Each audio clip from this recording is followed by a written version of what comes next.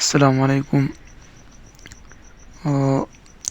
الله لاک شکر دی چې سېنیټر مشتاق احمد خان صاحب هغه پاکستان ته باحفاظت او بعافیت چې کوم دی هغه الله راورسو او ماشاءالله خلکو یې دروند استقبال وکړو او هغه ډېره ښایسته خبره کړو چې یاره څوک استقبال ته راځي نو هغه د پاکستان او د فلسطین جنډې راوړئ، د پارټۍ جنډې مه راوړئ.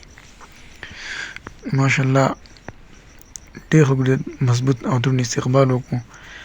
بیا چې کوم څه تېر شوي وو په کشتو کې، په سمندرونو کې، په حسابي جهیلونو کې، ټولې قصې تاسو واورېدې او بیا دا خبره وکړو چې اسرائیل پوځ ډېر کمزوری دی، ډېر دوس او بېکاره په وجه دی او بس دغه مظلوم خلکو ته کڼه شوی دی. بله خبره دا ده چې هغې نن چې کومه دی هغې دا خبره وکړه چې یاره ما د جمهوریت اسلامي نه استعفا ورکړه.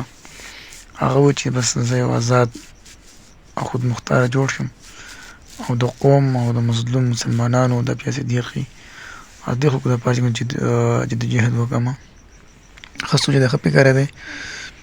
څوک وایي چې یاره دا پلانکۍ پارټۍ ته ځي، دا پلانکۍ پارټۍ ته ځي، نو هغه د یوې پارټۍ د تلو فیصله نه ده کړې. هغې دا خبره وکړه چې بس زه آزاد خدمت کول غواړم د قوم. هغه که د فلسطین وي، که د ډاکټر رفیع، که داسې نور څومره خلک چې هغوی دپاره منډه تړلوال غواړم. نو ښه سوچ دی، ښه فکر دی، په خپله ښه پوهېږي، ګډ انسان دی، الله ول عقل ذهن ورکړی او پوهېږي چې زه څنګه خدمت کولی شم، په کومه طریقه کېږي. الله دې ورله ژوند ورکړي او چې کومې نیکې ارادې لري الله دې د هغې طاقت او توفیق ورکړي چې په هغې کې کامیاب شي.